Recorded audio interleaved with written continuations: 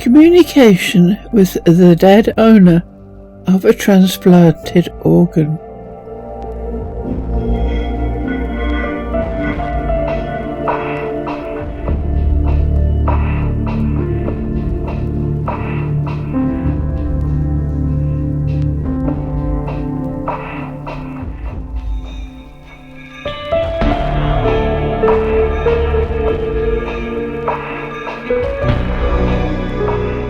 A strange and new form of spiritual experience has started to appear as a result of organ transplantation. A person who has an organ transplanted may find they can communicate in some way with the dead donor of the organ. We have an example of a liver transplant patient, but the majority of cases come from heart transplant patients. In the case of heart transplant, they may even experience a personality change, even though the sense of I remains.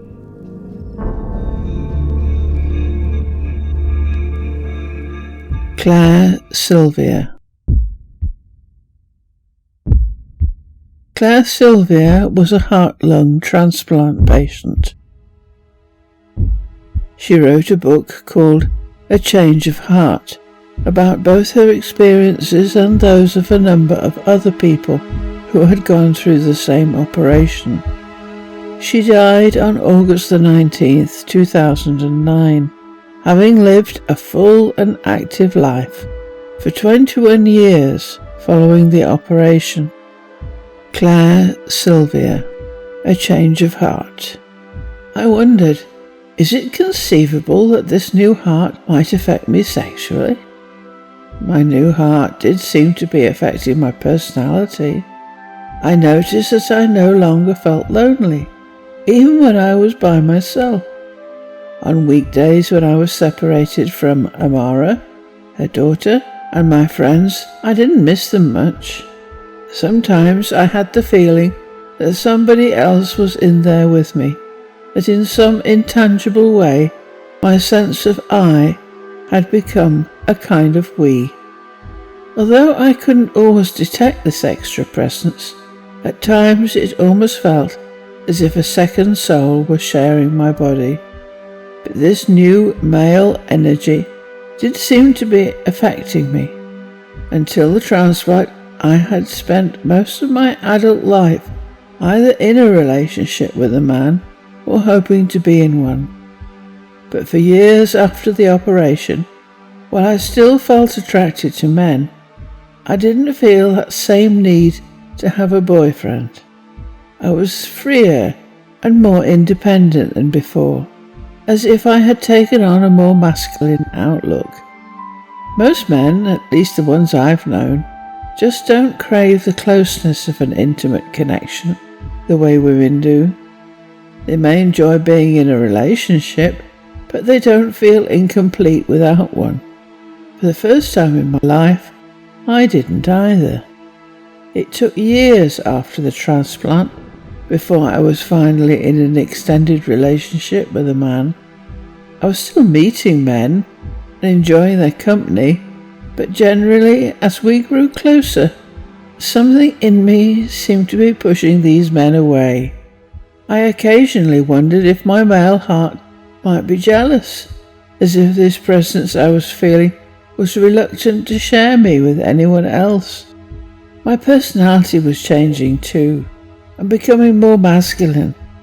I was more aggressive and more assertive than I used to be, and more confident as well. I felt I knew things that men knew, things I hadn't known as a woman, and that seemed to have come to me from some other place. Even my walk became more masculine. "Mom," said Amara, "why are you walking like that? You're kind of lumbering, like a football player." People ask me whether my sexual preferences have changed since the transplant.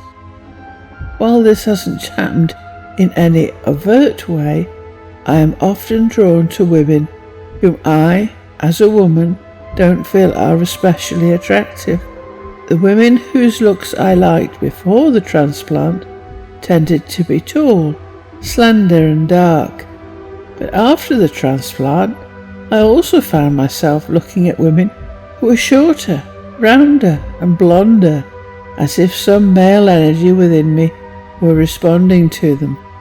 Claire's donor was, she found, a young man called Tim, and the doctors allowed her to find out what Tim was like from Tim's family.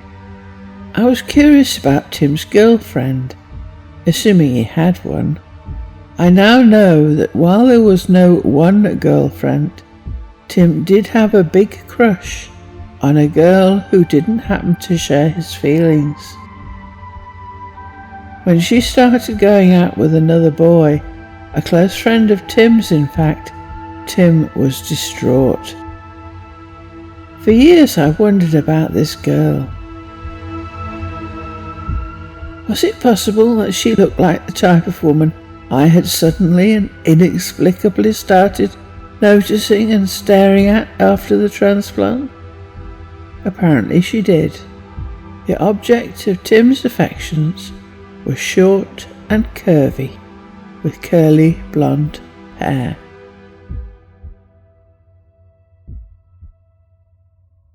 Nexus Magazine, Case 5.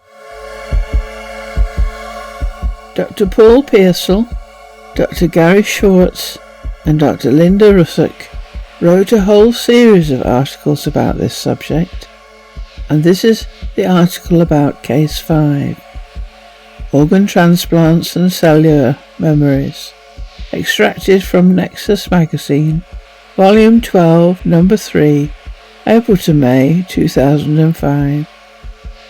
The donor was a 19-year-old woman killed in an automobile accident. The recipient was a 29-year-old woman diagnosed with cardiomyopathy secondary to endocarditis. The donor's mother reported, "My Sarah was the most loving girl. She owned and operated her own health food restaurant and scolded me constantly about not being a vegetarian. She was a great kid. Wild, but great. She was into the free love thing and had a different man in her life every few months. She was man crazy when she was a little girl, and it never stopped. She was able to write some notes to me when she was dying. She was so out of it, but she kept saying how she could still feel the impact of the car hitting them. She said she could feel it going through her body." The recipient reported, "You can tell people about this if you want to, but it will make you sound crazy. When I got my new heart, 2 things happened to me. First, almost every night, and still sometimes now, I actually feel the accident my donor had. I can feel the impact in my chest. It slams into me, but my doctor said everything looks fine. Also, I hate meat now. I can't stand it. I was McDonald's biggest money maker, and now meat makes me throw up. Actually, when I even smell it, my heart starts to race. But that's not the big deal. My doctor said that's just due to my medicines." I couldn't tell him, but what really bothers me is that I'm engaged to be married now.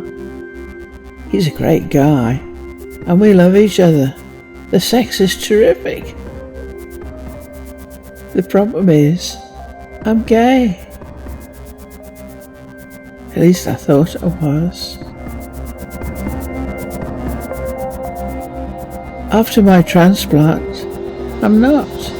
I don't think, anyway. I'm sort of semi or confused gay. Women still seem attractive to me, but my boyfriend turns me on. Women don't. I have absolutely no desire to be with a woman. I think I got a gender transplant. The recipient's brother reported, Susie's straight now. I mean it seriously. She was gay, and now her new heart made her straight. She threw out all her books and stuff about gay politics and never talks about it anymore. She was really militant about it before. She holds hands and cuddles with Stephen, just like my girlfriend does with me now. She talks girl talk with my girlfriend, where before she would be lecturing about the evils of sexist men. And my sister, the queen of the Big Mac, hates meat. She won't even have it in the house. Nexus Magazine, Case History 1. Although Case History 5 seems to imply that the old heart with its personality is replaced by the new personality, both Claire and the person in this Case History 1 show that the two personalities can cohabit and even communicate. We have many more examples on our website, but we thought we would end with this one. Organ transplants and cellular memories extracted from Nexus Magazine, Volume 12, Number 3, April-May 2005. The donor was an 18-year-old boy killed in an automobile accident. The recipient was an 18-year-old girl diagnosed with endocarditis and subsequent heart failure. The donor's father, a psychiatrist, said, "My son always wrote poetry. We waited more than a year to clean out his room after he died. We found a book of poems he had never shown us, and we've never told anyone about them. One of them has left us shaken emotionally and spiritually. It spoke of his seeing his own sudden death. He was a musician too, and we found a song he titled, 'Danny, My Heart Is Yours.' The words about how my son felt he was destined to die and give his heart to someone. He had decided to donate his organs when he was 12 years old. When we met his recipient, we didn't know what it was. We don't know now. We just don't know." The recipient reported, "When they showed me pictures of their son, I knew him directly. I could have picked him out anywhere. He's in me. I know he is in me, and he is in love with me. He was always my lover. Maybe in another time, somewhere. How could he know years before he died that he would die and give his heart to me?